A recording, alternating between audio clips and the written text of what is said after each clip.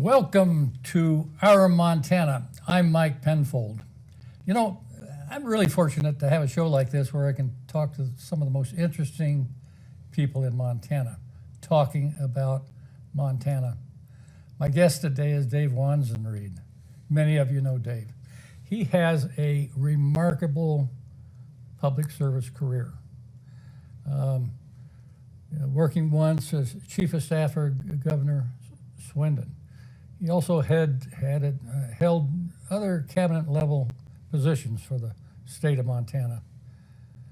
He has been a professor at Carroll College and Montana State University, where he got his degree in Montana State, but he ended up being a professor at Montana State University in Carroll College. I'm very proud to have with me Dave Wanzenried. Dave, welcome. Good morning, Mike. If I can reach over here and shake your hand. How are you?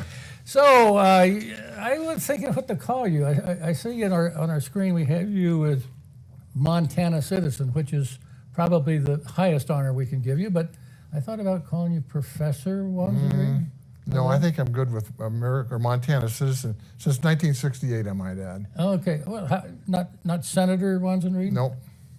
What I'm curious about, though, is we're going to be talking about Billings history today. And how did you get interested in this project you're working so hard on now? Well, I have to tell you, I'm actually a Grizz, an undergraduate and a graduate of the University of Montana, go Grizz. And while I was an undergraduate, I didn't take any courses in history that had to do with Montana history or the American West, or very little U.S. history dealt with this area. But when I went back to graduate school, I found a niche of interest in Western history, especially the American West. We really got it. I took some courses, and then, of course, serving in the legislature, it gave me an opportunity to learn more about the granular part of Montana history and how critical that is for how we think about things, how we perceive things these days, without really acknowledging it, and in many cases, not even being aware of it. It's part of our culture, isn't it, too? It is. And, we've done a lot of history stuff around the state, and one thing, I don't care what political party you have to be with or anything else, people are interested in what happened in their area. Absolutely. And too often we don't tell people enough about it, do we? And it's amazing with these projects I've worked on, how many people stop and say, I'm really interested in this. How'd you learn about this? And I said, I just stopped long enough to learn what I know about it. And I would have a thirst for learning more about that. And then that unfolds into a lot of other things. And that's how these projects are all interrelated one way or another. And they're tied to a very rich history, especially in this area.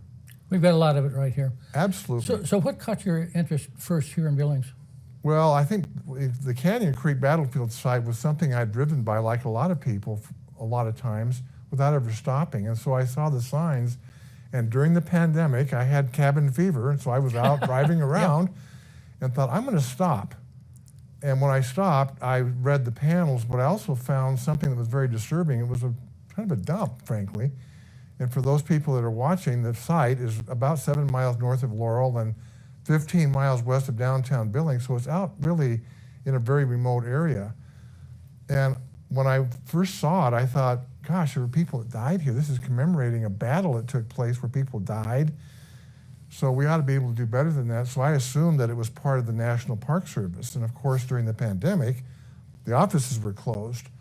So I decided to clean it up. So I hauled off 8 pickup loads of everything from garbage to human waste to furniture, you name it, to the transfer station just north of Laurel, and happily paid the price for delivering it and cleaned it up. And about a year later, someone from the National Park Service called me back, and after a lot of exchanged information, we decided that, in fact, it was a privately held parcel by a group, frankly, that was headquartered in Laurel. So I actually tracked down one of the few people that was still living here or still alive and said, gosh, I'd like to help. And the person I spoke with said, I'd like to get out of doing this completely because I don't have the health to do it, and I don't have the time and the inclination. So I became the president of the Friends of Canyon Creek in short order. And over a 2-year period that followed that, decided that we needed to do more than just clean it up. It actually was sort of a dangerous site. It actually had some things that posed a danger to people that went there. So I took upon myself to figure out what we could do sequentially, so I had enough money to cover each of the projects I took on. And we started by putting up a new fence. Yeah. Because there was a fence that separated that site, which is about 10,000 square feet, from the adjacent land. And it had a fence that kept cattle from getting out into the roadway because there was a cattle guard, but it kept them from getting back into the place where they belonged. It was sort of a haphazardly built fence and was damaged. So the first money I spent was to put up a new fence. And that old expression, good fences make good neighbors, right? How'd that go with the neighbors? It went over well. In fact, the landowner actually the land is actually owned by a New Jersey company, but a farmer that lives adjacent to there stopped and asked me what I was doing, because he said, I've been trying to fix this fence for years, but people keep tearing it down. So we put up a nice 4-strand barbed wire fence along with bollards to protect it, because the parking lot's so small when you back up, it's easy tight. to back into the fence, Really as you well know. And so the next thing I decided to do was to take out the cattle guard. The cattle guard was actually dangerous because there were a lot of people that wanted to walk out and look at the vegetation that was there. You couldn't get through it safely, could you? No, couldn't get out, and without walking across the cattle guard. Everybody knows, yeah, you can navigate it, but if you slip, you can break a hip, a leg very easily, or fall into these trenches that were on either side of it. Let's see, this Nez Perce, this is about Chief Joseph and the Nez Perce. And why it's there. Yes. That was an interesting story. Chief Joseph and his family had been longtime inhabitants of Eastern Oregon, and they had sacred tribal lands there that were sacred to them. And we hear the story about the American West and the Oregon Trail, thinking that everybody went to the Western Oregon. Well, it turns out that many of them decided they liked Eastern Oregon. Gosh, lots of grassland, pretty lots nice of water, country. mineral, game, all the things that you'd want to have. So they essentially squatted on these lands. And of course, conflicts arose between the Nez Perce that were there and the white settlers. And the white settlers prevailed to the point where the Indians, in the person of Chief Joseph and his clan, were basically going to be forced onto a reservation in northern Idaho. And the younger warriors in that group resisted, and during that relocation killed some American settlers in northern Idaho. And Chief Joseph was worried about what would happen, the consequences of that, so he and his clan decided to flee, and they didn't really have a clearly defined destination when they left. And Chief Joseph, for the sake of those watching, was just the first amongst equals. There were a lot of other elders that made decisions along the way that we so carefully document. They fled initially into Yellowstone Park, and by the time they got to Yellowstone Park, they realized that the only place they could be free of the arm of the American government was in Canada. And so the idea was to unite with Sitting Bull in Canada. And so they exited the eastern part of what's now Yellowstone Park and fled north, and that brought them to Laurel, where they crossed the river. And during that flight, 2 trappers were intercepted they were just innocent bystanders, but the raiding party that ran ahead of the group intercepted 2 trappers, and they ended up killing them. So in the aftermath of the battle that took place later that day, with the American Army, U.S. Army tracing Chief Joseph along all these months, for 3.5, 4 months, caught up with them, and they had a battle at Canyon Creek. And it was a skirmish that lasted several hours without really any major casualties, but it was the second to the last battle of what we call the Great American or Indian Wars, really. Kind of amazing, isn't it? The Nez Perce Trail now is a National Historic Trail, Correct. Isn't it, Dave? Right. And so Canyon Creek is definitely right along that trail. It is.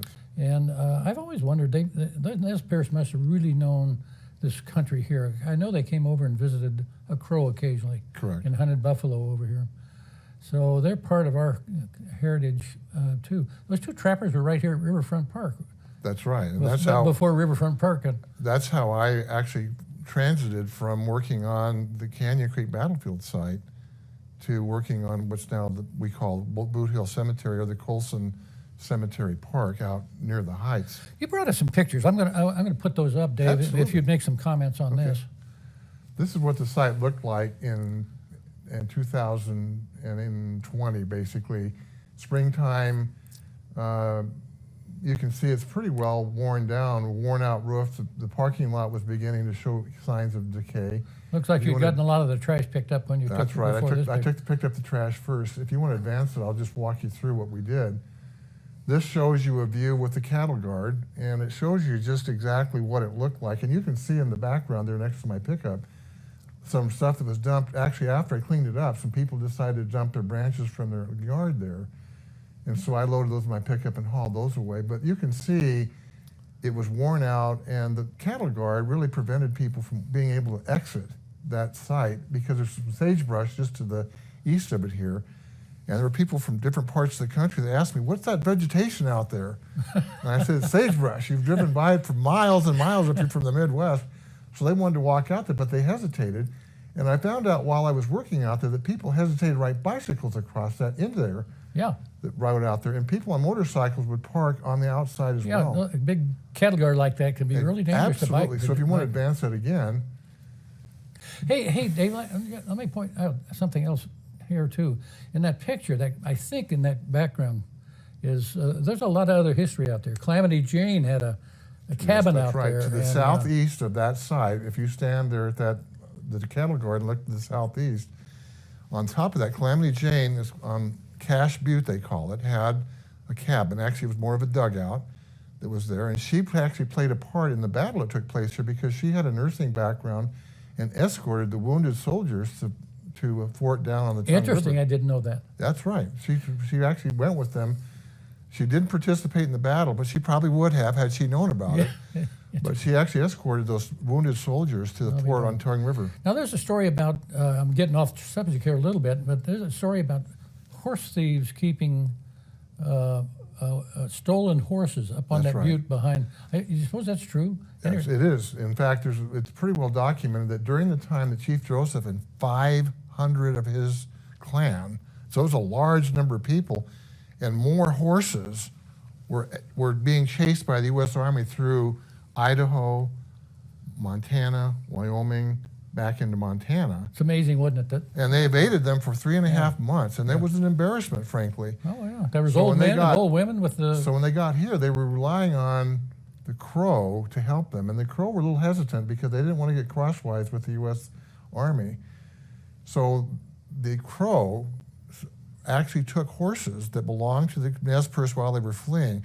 And to be fair about that, that was an art. Different raiding parties from different tribes would take horses from other ones, the Blackfeet, the Crow, the Lakota, you name it. So they had a lot of that going on, but during this flight, that slowed them down because a lot of people that had been riding fresh horses had to walk, and that slowed them down to the point where they had to surrender. I'm going to move on these pictures that you got for us. This just shows you the cattle guard and how dangerous it was. That was about a 5-foot drop off there on the east end of the cattle guard. So we decided that needed to be fixed. And those rails are quite far apart. Oh yeah, and they were worn. You can see it's all broken down. It's really not a functional cattle guard at all. So we took it out, and this is just a picture of what it looked like. They took the cattle guard out. Cop Construction did all the work. We hired local vendors to do all the work. They filled that in one day, and I have to tell you, I was amazed at what an art it is to fill a trench like that and compact it. If you just advance it, you can, I don't think maybe the screen is there, but this shows you what it looked like after we had the parking lot paved and striped. And you'll notice it still has an old roof on it. So we decided the next part of this was to take that roof off, and this is a picture with the new roof on it, that steel shingles are supposed to last 75 years. So, Mike, you're going to be responsible when they wear out 75 years from now. 75 years from now, if it needs to be replaced, I'd be happy to do it. I commit to that. So that just shows you what it looked like when we were done. And well, this took money, too. Pardon? It took money to do this. We raised and spent just about $40,000, all from private sources. No public money whatsoever. And we have money in the bank so that if anything happens out there, if there's any damage, we've got money in the bank to take care of it. And we have a working agreement with Bright and Beautiful to have volunteers go out there and clean that site and to call me if they find anything that they can't take care of. So it's going to be like that for a long time. So I think I moved into a new topic here, Dave. That's right, you did, and with good prompting. As we've talked about, some trappers were wounded, actually killed by the Nez Perce. They thought they were 1877 is when that battle took place. Was it that late? Yep. Yeah, 1877. They were given a field burial because they thought they were U.S. Army.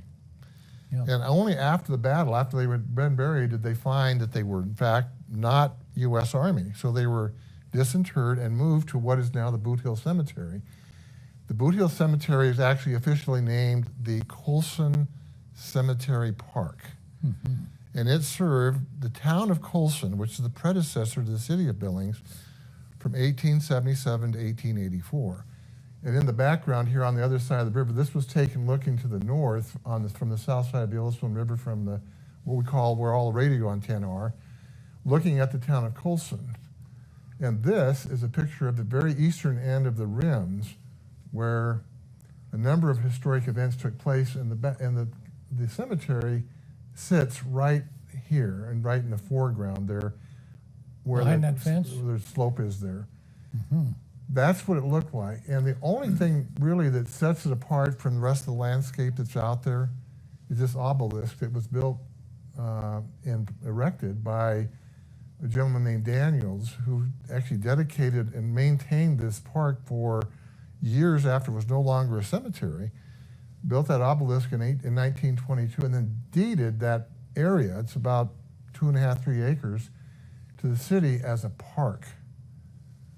The other landmark that's on it is a steel sign that's, it's 4 feet by 8 feet, maybe even larger than that was cut with a welding torch. Is that there now? It's still there. Mm-hmm. And we're going to move that sign because where that sign is located, no one can see it. It faces west, and it's not something you can see as you drive by the cemetery. So we're going to move that sign from that level down to the parking lot so people can see it as they drive by, and they'll know that there's something up there. So this is under the city's control now? Are you working with the city? How are you getting this done? I went to the city in May, actually in June of this year, and talked to them about adopting the park. Because when I went up there and tried to find those grave sites for those 2 trappers, I couldn't find any markers. What I did find was weeds that were up to my chest. Oh my. And to be fair, this site has never been maintained as a park or as a cemetery. It's the epitome of a red-haired stepchild. Yeah. Right? Yeah. So when I offered to adopt it, they were thrilled. And we formed a very informal partnership that's been very productive. Talking about with the city now? With the City of Billings, the Parks Department, in the person of Mike Pegg, has been very responsive. Oh, he's a good guy. They've been very responsive. They initially cut down all the weeds. They trimmed the edges of it, and then they took out some vegetation on the north end of it, which really obscured being able to see where this sign is going to be located. And we've enjoyed a good working relationship over the last 5.5 months. And the site now really is something that we can be proud of. If nothing else happens, if we don't move that sign, we can be proud of what it looks like. But I want to raise the bar a little bit more and then raise it again to do even more than that. Colson has such an absolutely amazing history, doesn't it? It did. And you see these movies about the Wild West. My gosh, Colson and some of these communities along the Yellowstone River really were the Wild West. And that was the epitome. So this cemetery is full of people that died in violent exchanges like gunfights and barroom fights and barroom brawls are buried here under assumed names mostly. And there's no records really of who was buried there. There are some. We're speculating that perhaps maybe 150 grave sites were there at one time, and many of them may have been disrupted when they put in the roadways on the they definitely on were, both weren't sides. They? I mean, one of my friends found a headstone.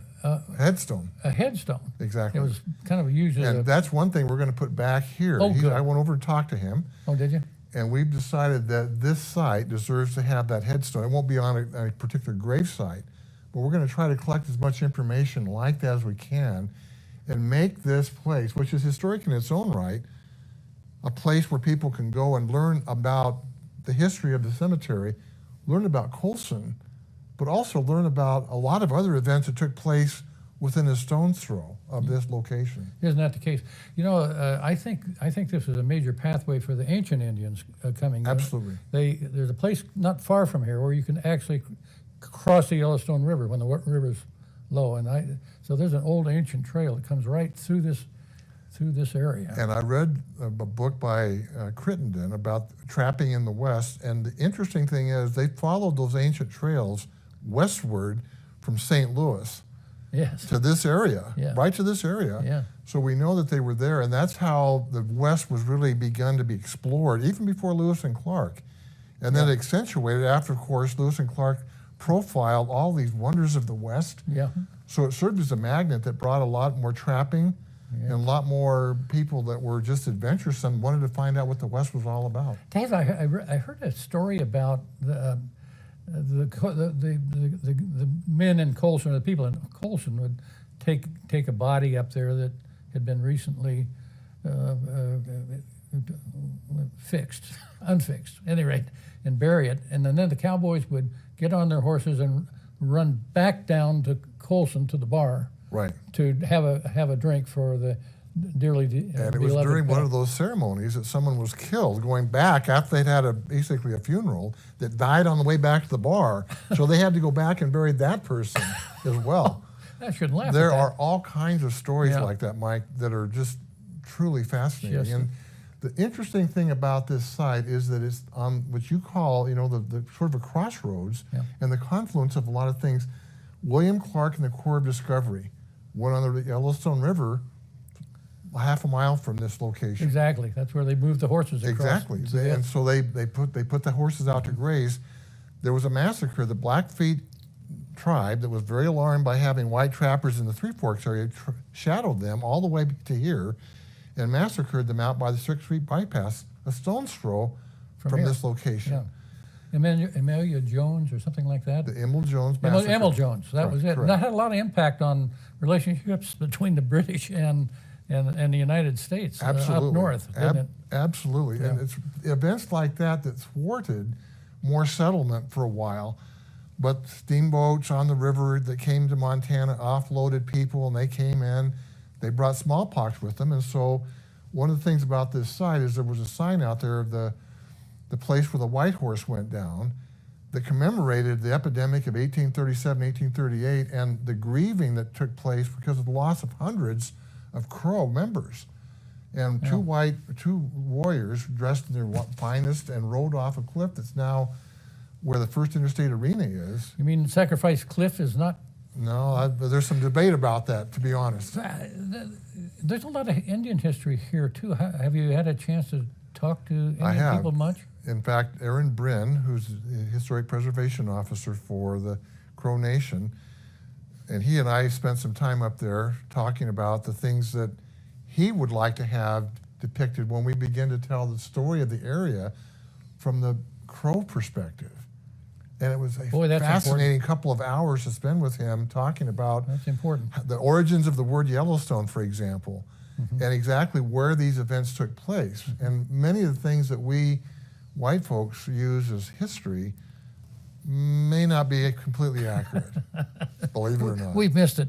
Let me This is a sign that commemorates the loss. It tells the story about the self-sacrifice that took place on the part of those true Crow warriors who were grieving the loss of family and loved ones and rode their horse off. And it was witnessed, as the sign says. That sign was damaged in August, so we took it down, and I've approached the county commissioners to locate that sign on the Metro Park grounds, closer to where the event actually took place. And how it ended up at the cemetery, I have no idea. Better location for it, isn't it? Better location. The idea and the goal really is to tell the story and to put it in a place where people can read it, because like the Boothill sign, that steel sign, you couldn't have read this sign if you wanted to from this ground level because it's up on an incline. So we're going to take that sign down and we're going to relocate it. And I've approached the county commissioners with a proposal that we made, the Friends of the Boothill Cemetery, and the county commissioners asked us to take a look at a different site, which is to the east of the entrance to the upper parking lot at Metro Park. So we're going to find a place that's better than it was and hopefully increase the profile of that story. This looks like a historic picture here. This is one of the trappers that was killed. And I thought that I'd find that gravesite. Of course, there's no rocks, there's no headstone, although that headstone has an interesting story. It's actually ended up with the Nez Perce somehow, who brought it back to Billings. Kevin Koister told me the story about that several years ago and gave that to him. They're trying to trace who had it and how it got to the Nez Perce and back to Montana. But this was the exception. There were a few headstones like that. And the few remaining ones that were there in the 70s were pulled up by a Boy Scout troop, and they made these crosses. Now, I need to tell you, the crosses involved an awful lot of labor. I found a paper that a woman from Billings wrote about all this. It took a lot of work, but those crosses bear no resemblance whatsoever to the actual grave sites. Well, they took up the markers that few there were and put them up, and you can see the obelisk there. Yes. If you walk up there now, Professor Tom Rust from MSU Billings and a class of his did a radar penetrating study just before the pandemic and found a number of grave sites. Oh, that's helpful. And so they marked them. So what we want to do now is, that's sort of the idea of what they found. And some of those are anomalies. They may not all be grave sites. But we're in the process of trying to figure out how we can pull all this information together and present it in a way that allows for the traditional informational panels you would find, but access all of this, the wealth of all this information with technology, so you can take out a smartphone and access it. What a good idea. And you can find all the information you want and maybe access podcasts that tell the story of the cemetery and all the other things, Yellowstone Kelly gravesite, you name it. There are all kinds of things. The Battle of Poker Flats, all the things that took place, the historic trails can be told. You know, I'm so pleased too. The city has developed a really neat-looking plan for where the old city of Colson was. Exactly. So this really kind of ties nicely into that. Well, this also is going to cost money. Where is that? We're figuring about $45,000 to $50,000, and we've raised about another $15,000 toward that. Mm-hmm. And we're applying for grants for different foundations. But I'm positive that when people find out about this project, there are a lot of people here in Billings that have an emotional attachment to this site. They don't know anything about it. They don't even know where it is, but it's the Boothill Cemetery, by golly, and it commemorates some of the first stories about the Billings area. You've developed a little brochure. I did. I have it with me. Haven't you? Have you got it? And I'm going to hold it up and just show people what we've got. It's a very simple brochure that just talks about the significance of the place, which goes beyond being a cemetery. And we want to turn it into some place that has an informal, basic information kiosk. So they can find these other things simply by going there. If you go there now, you don't know about any of these things, including the work that's being done for the town of Colson and all these other things that took place. The passage of the Corps of Discovery is not even mentioned up there. Darn it, Dave, we're running out of time here. I tell you what, fun, Mike. I really appreciate. You're not getting paid for any of this. You're doing this is a goodwill. I'm just an old guy with a lot of time on my hands. And my wife has a lot of honeydews, and when I have time left over, I work on projects of this type. Listen, Dave, I so appreciate what you're doing for our city here, and I appreciate you being on this program. Thanks, Mike. Good luck to you in this. Take good care, sir. You bet.